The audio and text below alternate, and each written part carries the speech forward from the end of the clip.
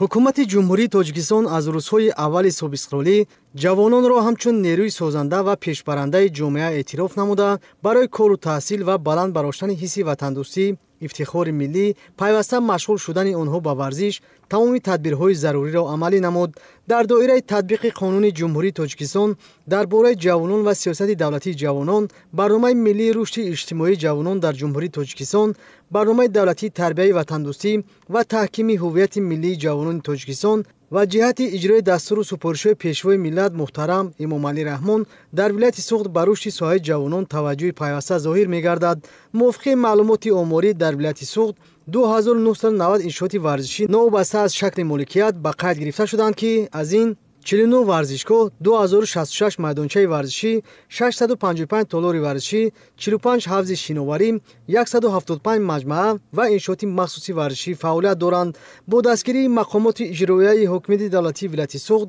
дар 6 моҳи соли 2025 дар шаҳру нояҳои вилоят дар маҷмӯъ 27 иншооти варзишӣ, аз ин 5 толори варзишӣ, 16 майдончаи варзишӣ, 2 ҳавзи шиноварӣ ва 4 иншооти махсуси варзишӣ аз ҳисоби ҳамаи сарчашмаҳо ба маблағи 5.7 миллион сомонӣ мавриди истифода қарор дода шуд. имрӯз ҷавонони кишвар чун пайравони асили пешвои миллат дар ҳама самтҳо муваффақ ҳастанд ва мо имрӯз мебинем ки ҷавонони мо берун аз хориҷи кишвар дар озмунҳои байналмилалӣ, дар мусобиқаҳои варзишӣ соҳиби ҷойҳои намоён гашта парчами кишвари моро баланд мебаранд. ва имрӯз як сиёсати пешгирифтаи ҷаноби олӣ буд ки имрӯз ҷавонони мо дар арсаи байналмилалӣ таҳсил мекунанд.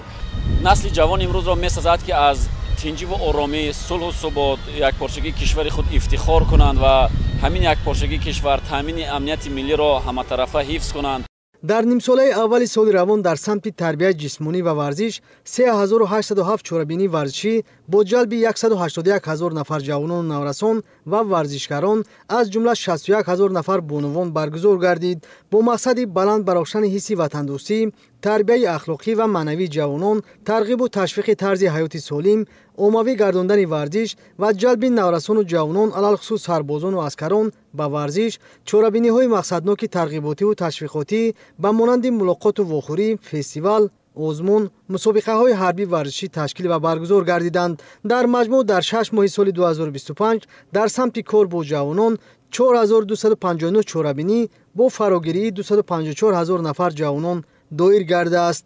шукри тинҷӣ, осудагӣ, ободии ватан ки ҳамин қадар шароитҳоро барои ҳамаи шаҳрвандони Тоҷикистон ва ин махсусан барои ҷавонон аз тарафи ҳукумату давлат муҳайё карда шудааст ва ҷавонон бояд шукргузор буда, лекин дар баробари ин ҳамаи ин амалҳои дар фанни омодагии ибтидои ҳарбӣ мешаро хуб омӯхта ҳама вақт барои муҳофизати ватан тайёр шаванд.